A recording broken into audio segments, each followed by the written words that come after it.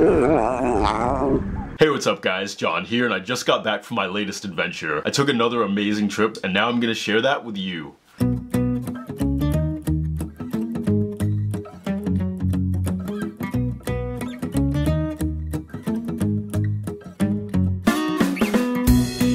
As some of you may know, earlier this year I volunteered at the Living with Big Cats program. I wanted to kick off this trip by going back there and showing some of the new stuff that they've added for volunteers.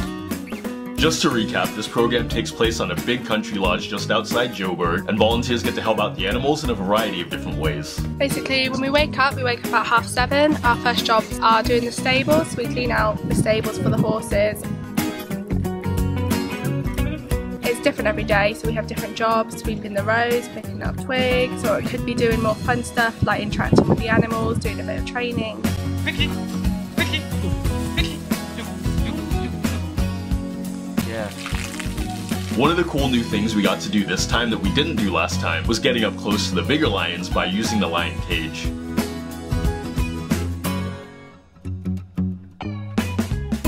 So right now we're in a camera cage in the middle of the lion camp, and we're waiting for Monty to come out. We're going to get closer than we ever have to a lion before, so very excited. Woo! Woo!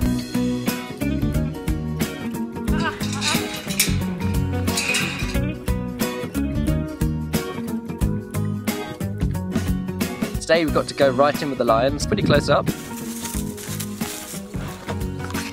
Monty the big lion, he came probably a couple of feet away from us, got some really cool slow motion shots of him.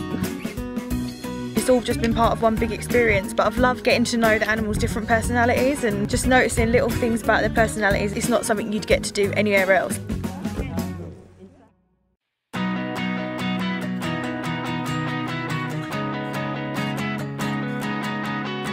Last time I went there, we did a day outing to Lesedi Cultural Village. Lesedi was cool because they give you lunch with the, when you go, you get lunch included. I ate ostrich and crocodile, which was really interesting. The ostrich is a lot like beef and the crocodile is a lot like chicken.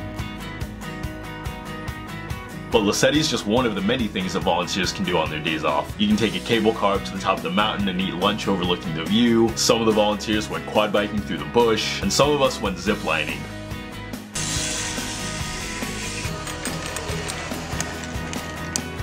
The zip lining was probably one of the most scariest experiences I've had since I've been here. That's even scarier than having a cheetah standing behind you, because heights is such a big thing for me, but I thought since I'm in Africa I'm going to go for it, so I did it. I've overcome one of my fears, which is a great thing. Oh, scary. Some of the volunteers did a day trip to the lion park so they could visit the cubs.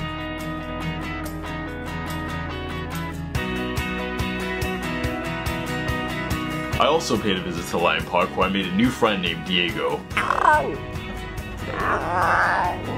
Diego might look all cute and cuddly, but he's a vicious little thing.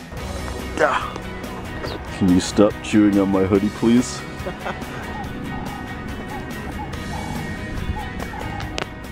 Have you had enough? Thank you.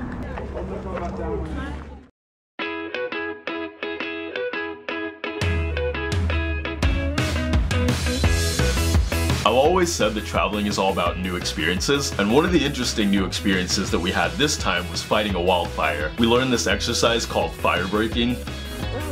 Fire breaking is when we try to control fires around the farm to make sure that no wildfires can get in. And you do that by lighting certain areas of the grass so when a wildfire does come, it doesn't have anywhere to go. Or you set another fire to meet up with the existing fire in order to change the direction. So you actually do fight fire with fire. But then one day when we were there, an actual wildfire did break out, so we had to drop everything that we were doing. We rushed over there. Pass it, pass it, pass it! And we had to go put out this wildfire. Ready? You guys ready? Yeah. Let's go.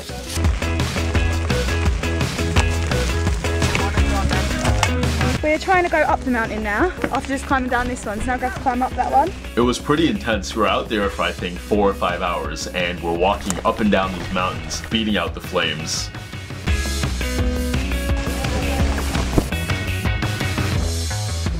This probably looks really dangerous, but we did have staff with us making sure that we were all okay and that everyone was safe. We did have the option to sit out if we didn't want to do it, and since we'd already done some fire breaking, we kind of knew what to do and what not to do. So it was cool, and it was a learning experience too.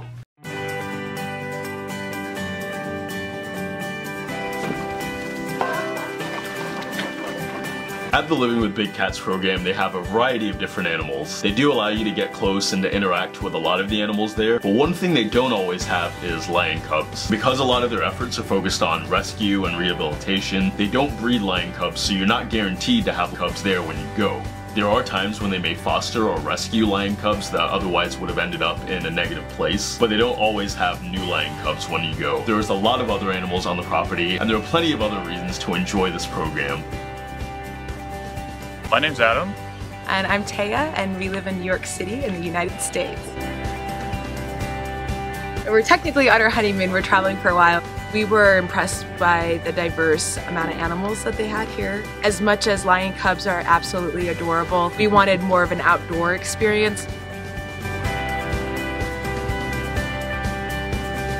I wanted to show my son also that it's possible to have a fun time in your vacation, but also working a bit and contributing. I heard about the program through some YouTube videos I saw online from actually John Watson. I came across this video called, I think it was Lion Stole My Glasses, and I absolutely love animals. I think it was really fun to feed the predators, especially the hyena. Okay, so we're about to go feed all the big cats, the predators. We need to go to the cheetahs first, and it's going to be pretty awesome. It's going to be my first time throwing, so I'm excited.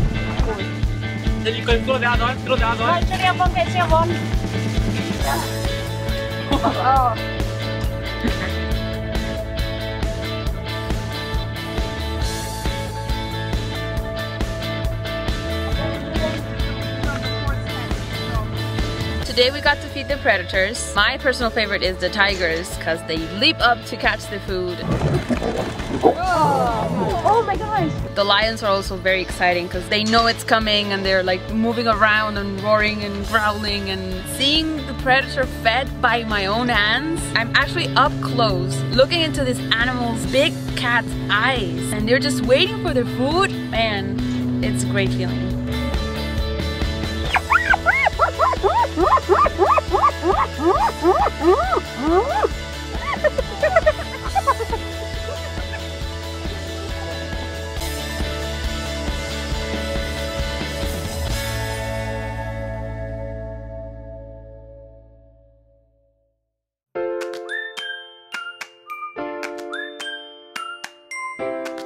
We just finished having breakfast up at the place up there. Just heading down now to greet the orphans who are visiting us today, and a lot of these kids never actually seen lions or tigers or cheetahs before, so it's going to be a great experience for them and hopefully us as well.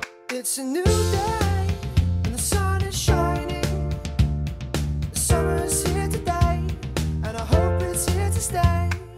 The kids came over from the orphanage. We took them around the farm. They were very excited actually. The animals were very interested in the kids too.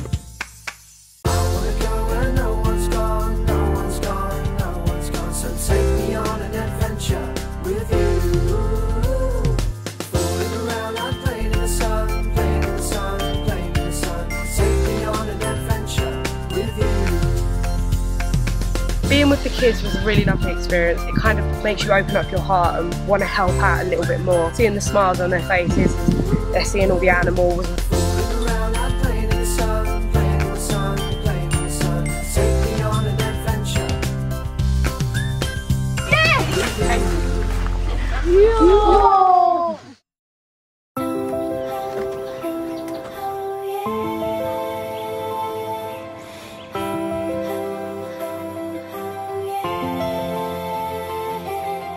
I think the hardest part about doing one of these projects is when you're leaving and then you're forced to say goodbye to all the people that you met and became close to during your time there. My experience here have been amazing. The people here are awesome. They make you feel so at home. I came here by myself and that is not a problem because everyone is very welcoming. The animals are awesome. I love them so much and I kind of want to bring them all home. I don't want to go at all.